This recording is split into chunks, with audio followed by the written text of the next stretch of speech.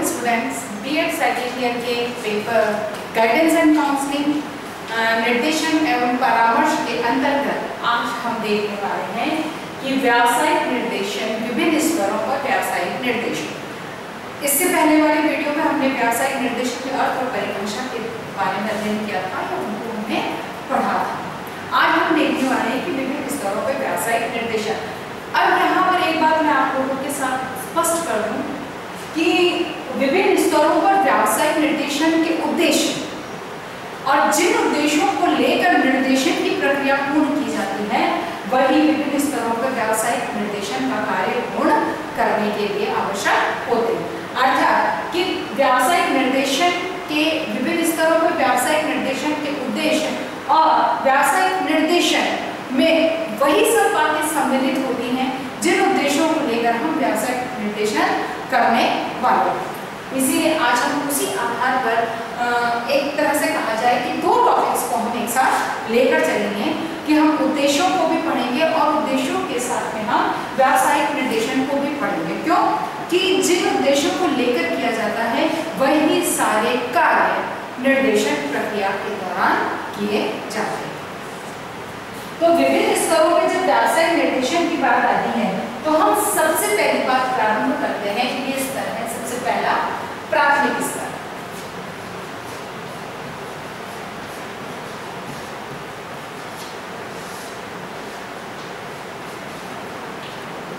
प्राथमिक स्तर पर जब व्यावसायिक निर्देशन का प्रश्न आता है तो हमारे लिए सबसे बड़ा प्रश्न ये होता है कि इतने छोटे बच्चों को हम व्यावसायिक निर्देशन क्यों दें, या अभी तो उनका बौद्धिक विकास की आवश्यकता है, अभी तो उनका बौद्धिक विकास हो और ऐसे में हम उनको व्यावसायिक निर्देशन प्रदान करें तो ये बच्चे कैसे समझ पाए। लेकिन यहाँ ये बात समझने की है कि जब हम एक छोटे बच्चे को बचपन से जिस तरह से उसको पालते हैं या जिस तरह का उसको प्रशिक्षण प्रदान करते हैं उसका प्रभाव या उसका आउटपुट जो है वो हमें जिस अवस्था में हमें उसका वो आउटपुट चाहिए होता है वो हमें दिखाई देता है। अर्थात कि बालक को भविष्य में कौन सा व्यवसाय या किस तरह के व्यवसाय का चुनाव उसे करना चाहिए और व्यवसाय करने के लिए बिजनेस या किसी भी प्रकार की अपनी प्रोफेशनल लाइफ को जीने के लिए बहुत जरूरी होता है कि आपने जैसे कि फिजिकली एक्सरसाइज करने की या फिजिकली जो कहना चाहिए कि मेहनत करने की आप में क्षमता होनी चाहिए, आपकी इच्छा होनी चाहिए। अगर आपको बचपन से ही शारीरिक मेहनत के प्रति सजग नहीं किया जाएगा या आपको उसके लिए प्रशिक्षित नहीं किया जाएगा तो निश्चित है कि आप जिस अवस्था में हमें आपकी जिस शारीरिक क्षमता की आवश्यकता होती है, जिस फिजिकली स्ट्रेंथ की हमें आवश्यकता होती है वो स्ट्रेंथ हमको प्राप्त नहीं हो पाएगी या हमारे सामने प्रदर्शित नहीं होगी और जो अन्य बालक है उनसे वो पिछड़ सकता है। इसी तरह तो इसी के एक प्राथमिक स्तर पर व्यावसायिक निर्देशन के उद्देश्य क्या होते हैं और उस आधार पर किस तरह से उनका कार्य किया जाता है। तो पहली चीज इसमें आती है शारीरिक कार्य के प्रति सम्मान व प्रेम। शारीरिक कार्य के प्रति सम्मान व प्रेम। ठीक है ना। जो पहली बात हमारी इसके अंतर्गत आ रही है वो जो मैंने ये एग्जांपल लिया था कि एक बालक के प्राथमिक स्तर पर व्यावसायिक निर्देशन की जहां बात हम करते हैं तो उसके लिए सबसे पहला उद्देश्य क्या होता है, क्योंकि एक भविष्य के लिए बालक को बचपन से ही तैयार किया जाता है। तो वही बात यहाँ पर है कि उसका सबसे पहला जो उद्देश्य है वो है शारीरिक कार्य के प्रति सम्मान और प्रेम उत्पन्न करना। यानी कि एक बालक में अपने शारीरिक श्रम के प्रति यानी कि उसे ये पता हो कि मुझे शारीरिक श्रम करना ही होगा और उसके प्रति प्रेम से मतलब कि हाँ मुझे मेहनत करना अच्छा लगता है या मेहनत मुझे करनी है और उसकी वजह से मुझे क्या किन फल क्या हमको उसके रिजल्ट्स हमको मिल सकते हैं इसके प्रति बालक को पहले से ही बचपन से ही तैयार किया जाए। तो जब इस उद्देश्य को लेकर जब कार्य किया जाता है तो उसमें शिक्षक विद्यालय के अंतर्गत ये प्रयास करता है कि बालक के शारीरिक श्रम के प्रति, क्योंकि विद्यालय में उन्हें शारीरिक श्रम करवाते हैं, चाहे जैसे पीटी कराएंगे, गेम समझाएंगे, क्योंकि एक शारीरिक एक्सरसाइज या श्रम फिजिकली किस तरह से बालक को काम करना होता है इसका उसे प्रशिक्षण दिया जाता है। अर्थात कि बहुत सारे कार्य कराए जाते हैं, खेल और ये तो मैंने एग्जाम्पल दिए, जैसे और भी कई सारे कार्य हैं जो बालकों के द्वारा करवाए जाते हैं या बालकों को उन्हें करने के लिए प्रेरित किया जाता है, जिससे कि बालक मेहनत क्या होती है इसे समझ पाए और मेहनत का फल किस प्रकार से, यानी कहना चाहिए कि रिजल्ट्स कैसे मिलते हैं इसके प्रति बच्चा अलर्ट हो सके या उसको सीख सके। इसके लिए आवश्यक है कि बालक में शारीरिक श्रम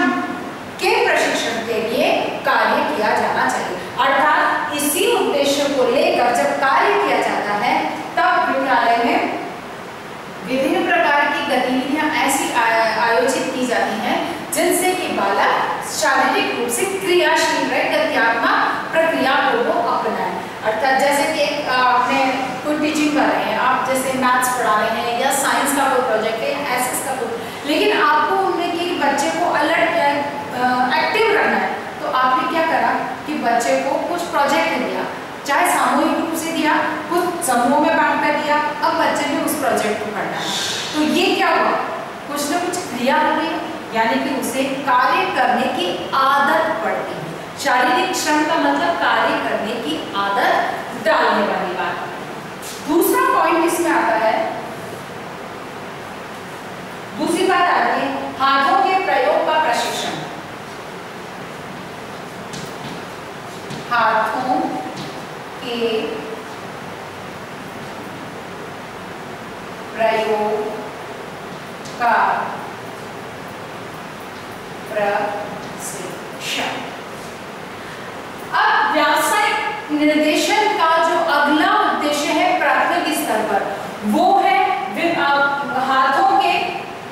प्रयोग का प्रशिक्षण प्रदान करना, यानी कि अपने हाथों से कार्य करने की आदत उसमें डालना। इस उद्देश्य को लेकर जब कक्षाओं में विद्यालय में शिक्षक क्रियाएं करेगा या जो एक्टिविटीज ऑर्गेनाइज करेगा उसमें इन बातों को ध्यान में रखेगा कि बच्चे में काम करने की आदत पड़नी चाहिए। वो अपने हाथों को एक तरह से कहा जाए कि जब वो कोई कार्य करता है, काम करता है, कुछ प्रोजेक्ट बनाता है या कुछ और भी कार्य करता है, तो वो इतनी सतर्कता से करे, इतने ध्यान से करे कि उसमें गलती होने की संभावनाएं बहुत कम रहे। क्योंकि यहीं पर अगर आप काम करने के प्रति ज्यादा अलर्ट नहीं है, लापरवाही से काम करते हैं, तो उसे गलती होने की संभावनाएं बढ़ जाती हैं और ऐसे में सफलता की बजाय असफलता के परिणाम ज्यादा देखने को मिलते हैं। अर्थात तो इसीलिए शिक्षक जब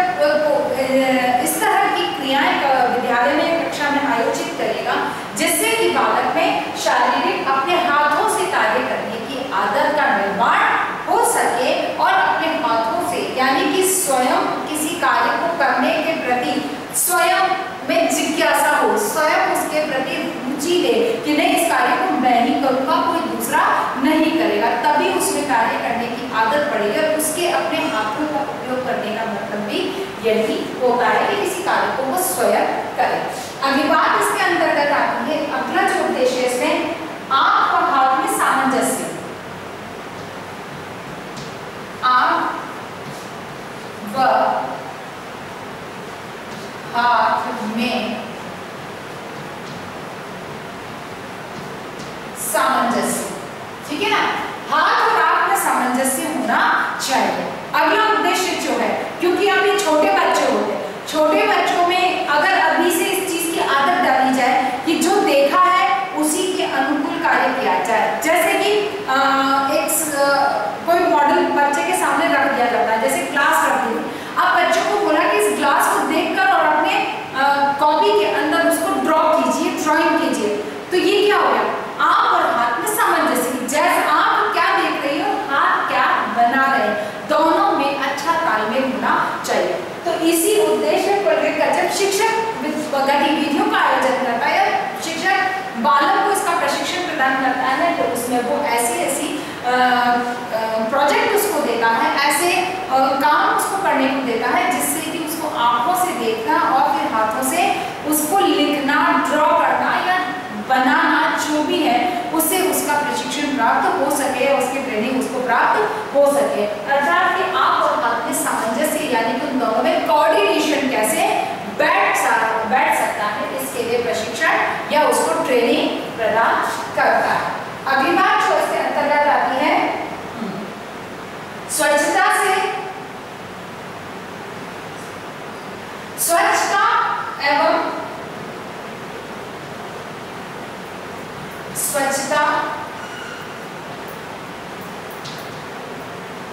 क्रमबद्धता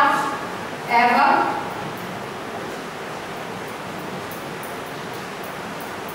व्यवस्थित रूप से कार्य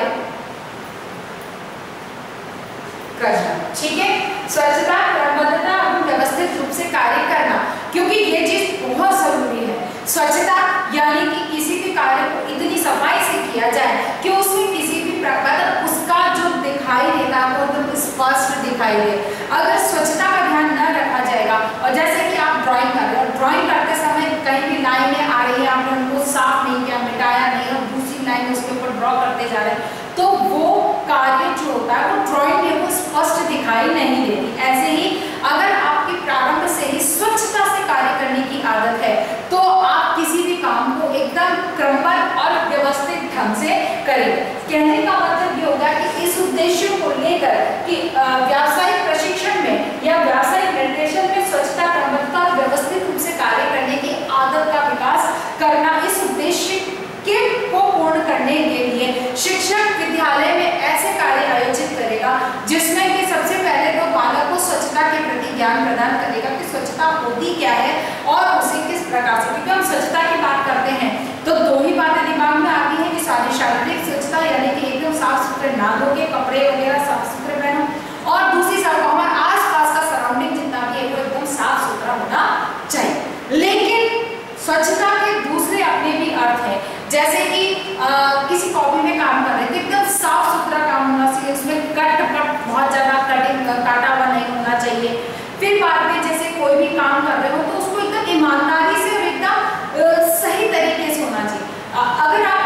ईमानदारी नहीं रखते हो, चीटिंग करते हो तो वो भी एक तरह की अस्वच्छता हो जाती है। तो बालक में स्वच्छता की आदत डालना क्रमबद्ध रूप से, क्योंकि अगर एक क्रमबद्ध रूप से शुरू से कार्य करने की आदत है तो आगे चल के भी वो हर कार्य को क्रम के अनुसार एकदम अपने जो ऑर्डर है उसी ऑर्डर में काम को करेगा। अगर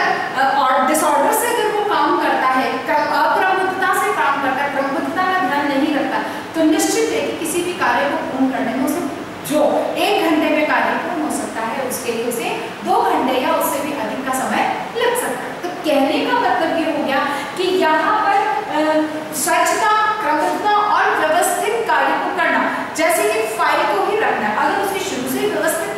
रखने की आदत नहीं है तो वो किसी भी फाइल को व्यवस्थित नहीं रखेगा। काम आया उठा के रख दिया, फिर जब जरूरत होगी तब वो सारे उस फाइल को ढूंढता रहेगा। यानी कि यहीं पर अगर बच्चे की बचपन में ही ऐसी आदत डाल दी जाए कि बैग जमाना है तो एकदम प्रॉपर बैग जमाना है। आप लोगों के भी बचपन में आप लोगों के बैग की चेकिंग हुई होगी, स्वच्छता के नंबर मिलेंगे, क्लीननेस के नंबर आपको मिलेंगे, तो आपका बैग कितना क्लीन और कितना सही ढंग से जमा हुआ है। तो इसका मतलब क्या है कि आपको इस चीज की आदत को विकसित करना है, इसकी आदत को डेवलप करना है। तो यही कारण है कि जब इसका उद्देश्य निर्धारित किया गया प्राथमिक स्तर पर कि स्वच्छता, क्रमबद्धता और व्यवस्थित कार्य करने की आदत डालना, तो शिक्षक उसी तरह से अपने शिक्षण प्रक्रिया के दौरान या अपने शिक्षण कार्यों को पूर्ण करते समय पाठ्यगत होती है, पाठ्यांतर होती है या पाठ्य सहगामी क्रियाएं होती हैं, उसके माध्यम से बालक इन चीजों की आदत को डाल सकता है। नेक्स्ट इसमें आता है उपलब्धियों को दूसरों के साथ बांटना।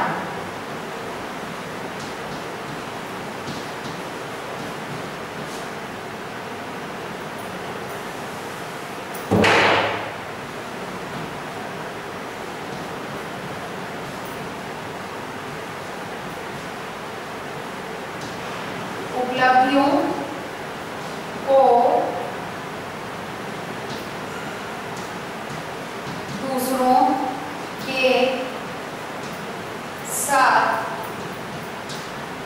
बांटना, यानी कि आपकी अपनी जो भी उपलब्धि है, बालक में इस जो अगला उद्देश्य है वो है उपलब्धियों को दूसरों के साथ बांटना, यानी कि बच्चे की जो भी उसने अचीवमेंट किया है, जो भी उसकी उपलब्धि है, उसको उसे दूसरों के साथ किस तरह से बांटना चाहिए, किस तरह से शेयर करना चाहिए। इसका मतलब कि जो उसने अचीवमेंट किया है, जो उसकी उपलब्धि है, वो कैसे हासिल करी है, उसके लिए उसने किस तरीके को अपनाया है, कौन से नोट्स उसने अपनाए हैं या किस तरह से नोट्स बनाए हैं, इसको दूसरों को स्पष्ट समझाने की उसमें आदत होनी चाहिए, जो कि वर्तमान में तो बिल्कुल नहीं है। बहुत लोगों को देखा है, बच्चे की तो बात छोड़ दीजिए, बड़े बड़े लोगों को देखा है कि हर कार्य को छुपा के करना, कि कोई दूसरा उसे ना देख ले, और दूसरा देख लेगा तो अगर वो सीख लेगा तो शायद वो मेरे से ऊपर चला जाएगा। ये सब क्यों हो रहा है? वो इसीलिए हो रहा है कि बचपन में इस चीज की आदत नहीं डाली गई है। तो इस उद्देश्य को लेकर जब एक शिक्षक कार्य करता है तो वो बालक से इन चीजों को शेयर करने की सिफारिश करता है, उसको इस चीज का प्रशिक्षण प्रदान करता है। कि जैसे एक बालक, दो बच्चों को काम दिया गया है, एक ने काम बहुत अच्छे से किया और एक का काम अच्छे से नहीं हुआ, तो जिसको नहीं हुआ है उसको, जिसका अच्छे से हो गया है उसे समझाने को कहा जाए कि तुम उसे अच्छे से गाइड करो, उसको समझाओ, उसके काम में किस तरह से सॉल्यूशन हो सकता है, उसकी गलती कहाँ है उसको देखो, उसको समझाओ, उसको किस तरह से उसे करना है, उसकी हेल्प की जाए। यानी कि वो अपनी जो सोच है, अपने कार्य का तरीका है, वो उसके साथ शेयर करे। जब बालक में ये आदत पड़ेगी तब उसकी उपलब्धियों को दूसरों के साथ शेयर करने की उसमें आदत का विकास होगा। अगली बात इसके अंतर्गत आती है आलोचनात्मक मूल्यांकन।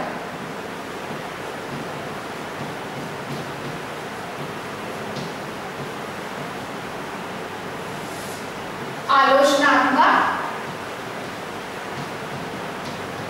मूल्यांकन,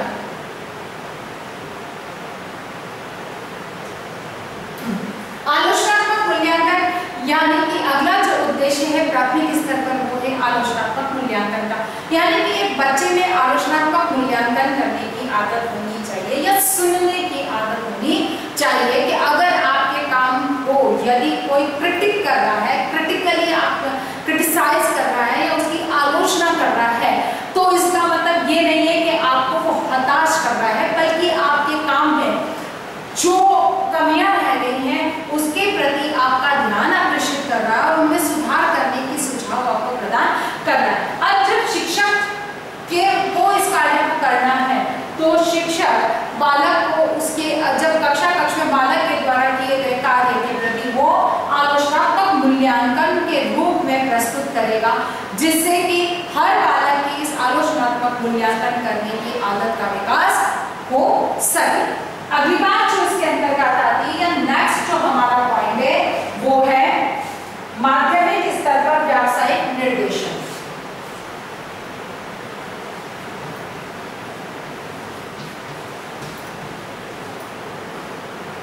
माध्यमिक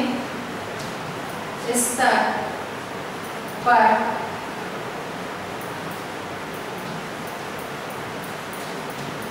व्यावसायिक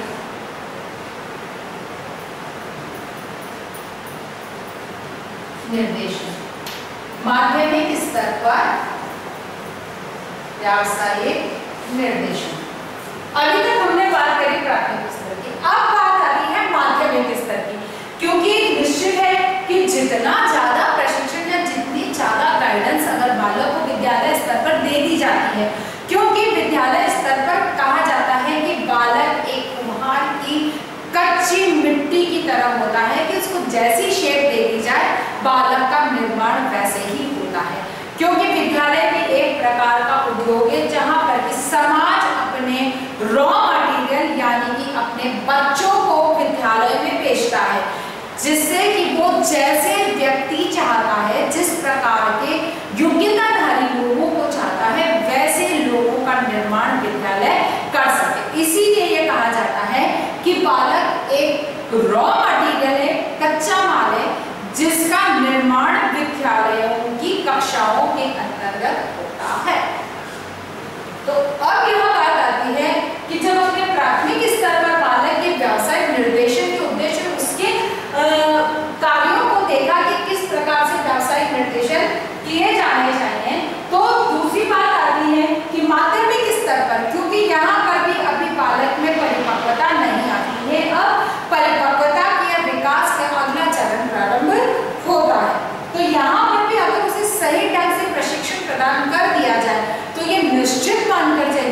कि बालक अच्छे से सफलतापूर्वक अपने व्यावसायिक जीवन को व्यतीत कर सकता है। इसीलिए यहाँ पर इसका जो प्रथम उद्देश्य है वो है स्वयं को समझना, स्वयं को समझना। सबसे पहली बात जो आती है वो आती है स्वयं को समझने की ही आती है, क्योंकि यहाँ पर बालक को स्वयं को समझने से मतलब क्या है, खुद की योग्यता, क्षमता, रुचि आदि के बारे में उसे पता होना चाहिए कि मेरी अपना इंटरेस्ट किसमें है, मेरी एफिशिएंसी क्या है, मेरे में किस प्रकार की योग्यताएं हैं, कि मैं किस प्रकार के कार्यों को कर सकता हूँ, किस प्रकार के कार्यों को नहीं कर सकता हूँ। अगर किसी को इस बात का पता है तो वो सही निर्णय लेने में सक्षम होता है। तो व्यावसायिक निर्देशन का माध्यमिक स्तर पर जो प्रथम उद्देश्य आता है वो है स्वयं को समझना। अब जब विद्यालय स्तर पर या कार्य करने की बात आती है तो इसके लिए स्वयं को समझने के लिए ऐसी विविध प्रकार की गतिविधियां, बौद्धिक हो चाहे मानसिक हो, ऐसी गतिविधियों का आयोजन विद्यालय में किया जाता है जिससे कि बालक अपनी क्षमताओं, योग्यताओं खुद को समझ सकता है। जैसे बौद्धिक विकास, जैसे कि ये तो स्पष्ट है कि कक्षा कक्ष के अंदर जो पढ़ाया जा रहा है उसका एग्जाम लिया जाता है, उसका मूल्यांकन किया जाता है, तो बालक को समझ में आता है कि मुझे कौन सा विषय समझ में आ रहा है और कौन सा विषय समझ में नहीं आ रहा। लेकिन उसके बाद उसमें किस प्रकार की रुचि है, उसकी योग्यता क्या है, इसको समझने के लिए विभिन्न प्रकार की जो सेटगामी को करिकुलर एक्टिविटीज का आयोजन किया जाता है, ये बालक को खुद को समझने में योगदान प्रदान करती है। इसीलिए जो कि को करिकुलर एक्टिविटीज है या पाठ्य सहगामी गतिविधियां हैं, इनके माध्यम से शिक्षकों के द्वारा बालकों को स्वयं को समझने का प्रशिक्षण प्रदान किया जाता है। अगली बात इसके अंतर्गत है कार्य क्षेत्रों को जानने में सहायता। कार्य क्षेत्रों को जानने में सहायता। कार्य क्षेत्रों को जानने में सहायता यानी कि कौन कौन से कार्य क्षेत्र हैं। अगला जो उद्देश्य है वो है कार्य क्षेत्रों को जानने में सहायता। कार्य क्षेत्र यानी कि व्यवसाय के विभिन्न क्षेत्रों को कैसे, कौन कौन से ऐसे क्षेत्र हैं जिसकी जानकारी बालक को होनी चाहिए। तो इसके लिए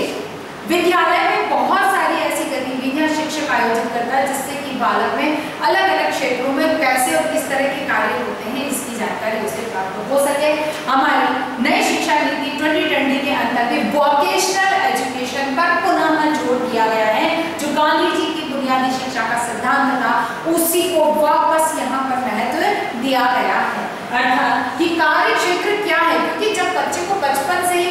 विभिन्न प्रकार के कार्यों का प्रशिक्षण दिया जाएगा, उनके बारे में जानकारी दी जाएगी, तो बालक को अपनी रुचि, योग्यता, क्षमताओं को समझने का अवसर मिलेगा और कौन कौन से कार्य वो कर सकता है, उसकी योग्यता किसमें है, उसकी जानकारी उसे आसानी से प्राप्त हो पाती है, जिससे कि वह अपने उचित व्यवसाय का चयन कर सकता है। इसीलिए विद्यालय में इन क्षेत्रों तो पाठ्यक्रम के संबंधित विषयों को जोड़ा जाए और दूसरी चीज है कि ऐसी अलग अलग गतिविधियां आयोजित की जाए, कहीं सेमिनार आयोजित की जाए, किसी कैरियर डे के ऊपर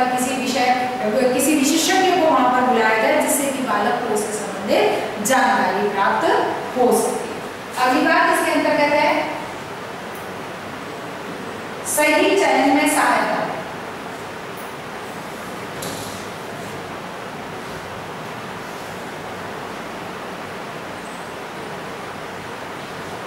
सही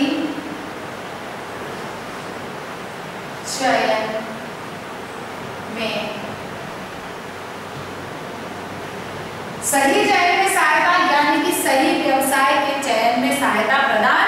करना इसका अगला उद्देश्य है। और इसी उद्देश्य की पूर्ति के लिए विद्यालय में विभिन्न प्रकार की अलग अलग जैसे सब्जेक्टिव जो नॉलेज है वो तो दी ही जाती है, जिससे कि बालक को समझाया जाता है, उसके उस बात पर ध्यान केंद्रित किया जाता है कि तुम मैथ्स अच्छा करते हो तो तुम मैथ्स से रिलेटेड सब्जेक्ट को ले सकते हो, तुम्हारा आर्ट्स के साइड में विजन बहुत अच्छा है,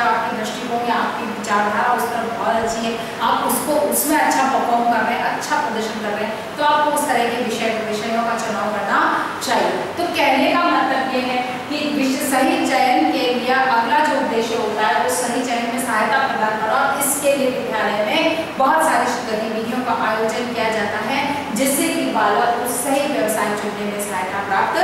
हो सके। अगला जो इसके अंतर्गत आ रहा है वो है प्रवेश हेतु प्रवेश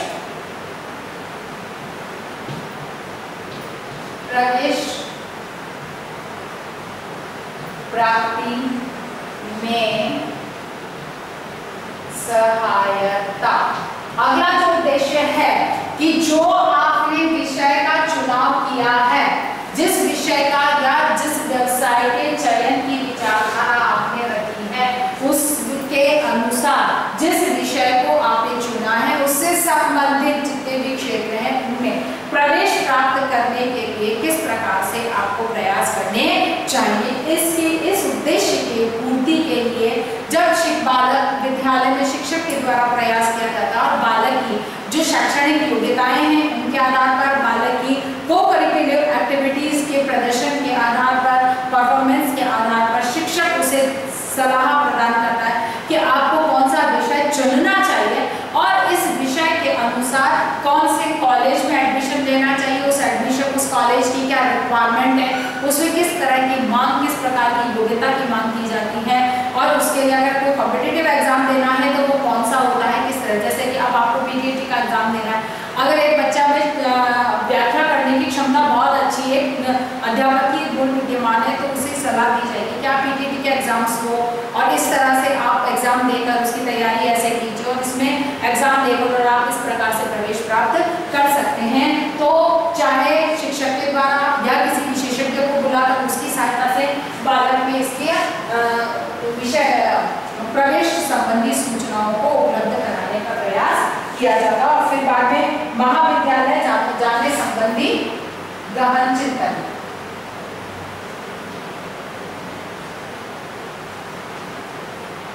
महाविद्यालय में प्रवेश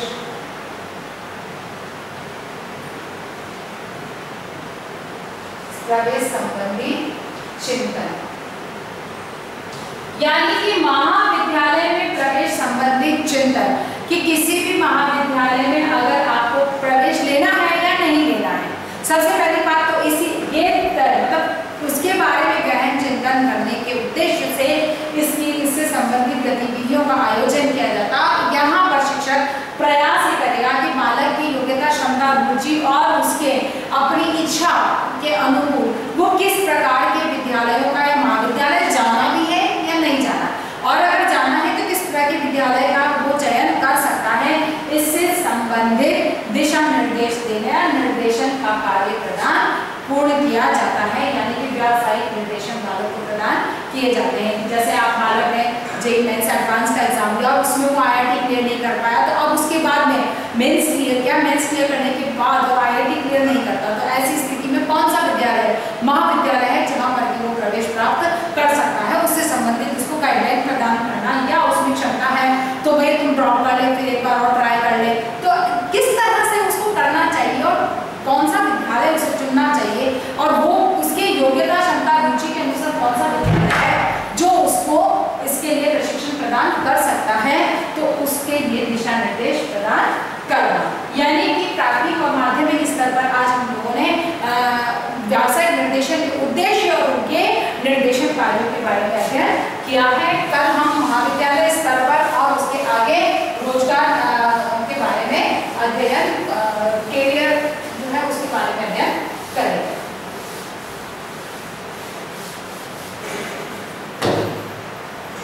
तो आज का हमारा होमवर्क होता है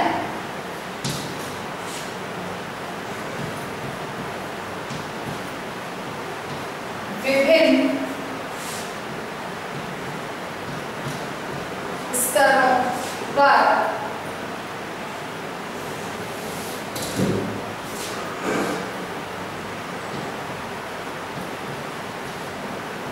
प्राथमिक एवं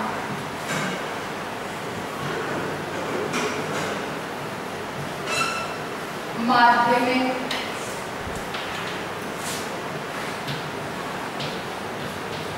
स्तर पर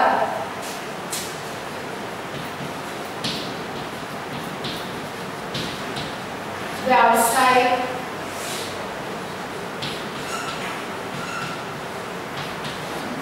निर्देशन के